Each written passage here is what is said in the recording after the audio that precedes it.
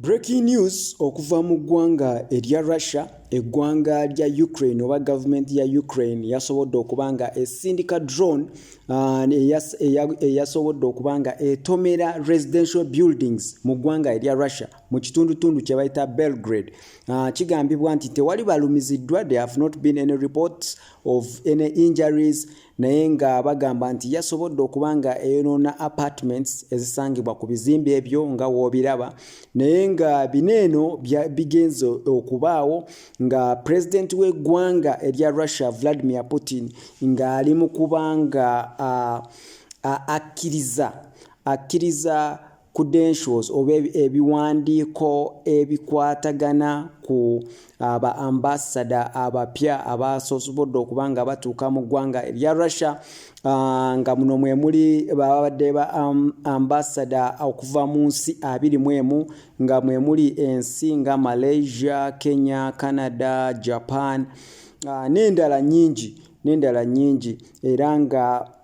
mukulembeze w'eggwanga lya Russia yabagambye nti yeetaaga enkolagana newankubadde nga waliwo ensi endala ezaagala okwefuula engezi.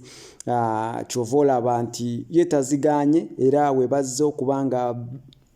okubanga beegatta kubanga bakulaganira wamu n'eggwanga lya Russia tabagobye. Ndowooza ezo ensi musozi tunulamu ne muziraba, mulimu nga Japan, muleda naye omugirabye mweri omumanyi nti banfanfe b'eggwanga lya America, they are always on the other side. So mu mawulire amalala agava mu ggwanga erya Russia, gavumenti y'eggwanga lya Russia ng'ekolagana ne emergency ministries, nga n'aba emergency ministries bakolagana ne Ministry of Foreign Affairs mu ggwanga erya Russia wamu n'eggwanga lya Lebanon basindise ennyonyi gye bayita 11 to 76 aircraft, nga eno ebadde ejude humanitarian supplies oba humanitarian aid eri eggwanga erya Lebanon, naye ng'eno ennyonyi yennyini egenda kubanga ekozesebwa okubanga